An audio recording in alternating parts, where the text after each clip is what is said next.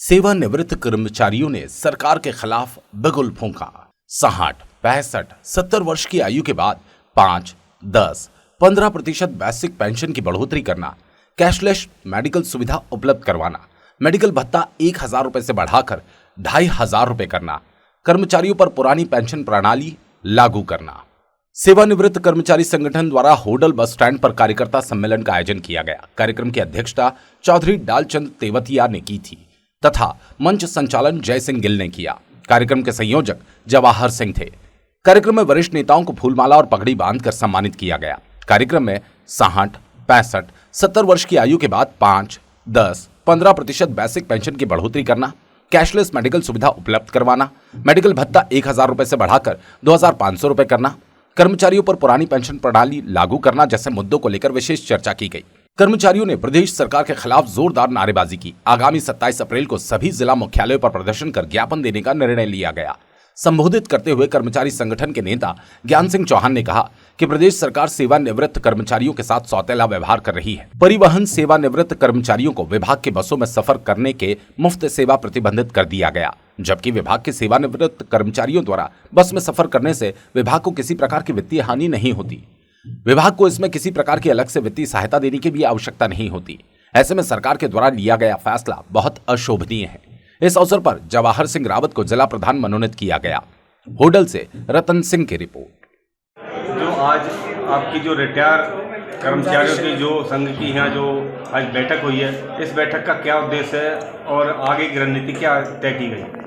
देखिए, रिटायर्ड कर्मचारी संगठन हरियाणा की आज जो पलवल में बैठक हुई है, उसका एक एजेंडे का मकसद तो ये था, यहाँ नई बॉडी का गठन करना था, जिसमें श्री जवाहर सिंह रावत को नवनिर्वाचित अध्यक्ष चुना गया पलवल जिले में। दूसरा, पेंशनर अपनी मांगों के लिए काफ़ी दिनों से उनके अंदर रोष है और ये सरकार तो काम करना तो दूर की बात, उल्टा तंग करती है, कट्टे पर नमक छिड़कने का काम करती है।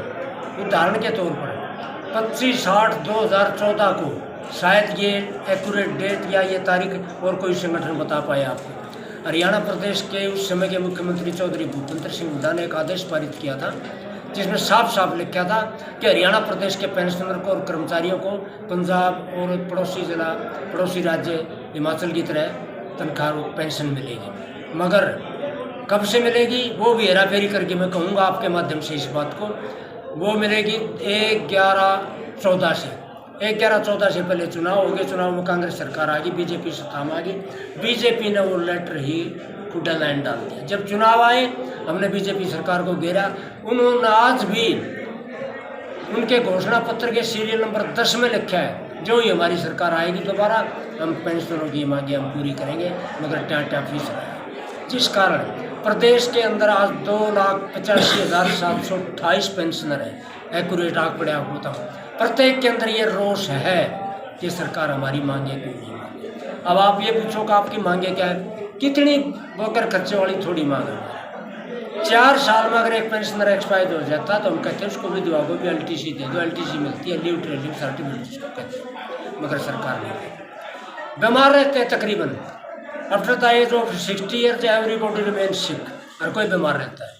हम सरकार से प्रार्थना करते हैं बीमारी का हमारा इलाज बांध दो, हमें कुछ तो करो।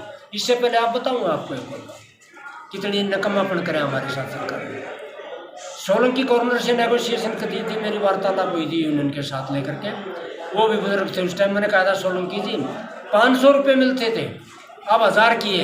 ये 1000 लोगों के कारण है, रिटायर्ड कर्मचारी संगठन ने ही कराए थे।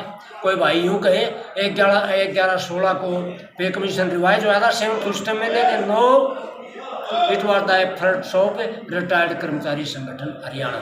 ये इन लोगों की देन है। अब सरकार से कहते हैं कैशलेस मेडिकल फैसिलिटी प्रोवाइड कर दें। 32 पेज का गजट नोटिफिकेशन भेज दिया पेंशनरों को।